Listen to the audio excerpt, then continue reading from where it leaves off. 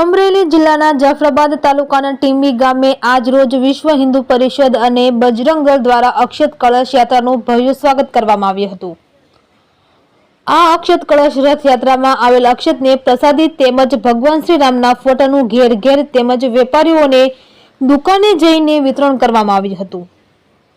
આ અક્ષત તેમજ ભગવાન શ્રી રામના ફોટાના વિતરણમાં ટીંબી ગામના વેપારી એસોસિએશનના પ્રમુખ કલ્પેશભાઈ ચાવડા, હિંમતદાદા તેમજ સામદ્રષ્ટિ સંગઠન પરિવાર ગુજરાત પ્રદેશ અધ્યક્ષ હેમંતભાઈ ત્રિવેદી, વેપારી એસોસિએશન ખજાનસી રમેશભાઈ તથા રહીમભાઈ શેઠ લાલાણી દરેક સમાજના આગેવાનો, પત્રકાર મિત્રો ઉપસ્થિત રહ્યા હતા। આ કાર્યક્રમમાં પણ શ્રી રામ ગ્રુપ, ક્ષત્રિય યુવા સમિતિ ગ્રુપ અને પૂનમ ગ્રુપ પણ સારી એવી જહેમત ઉઠાવી રહ્યા છે। રિપોર્ટર બાબુભાઈ વાઢેર, જાફરાબાદ।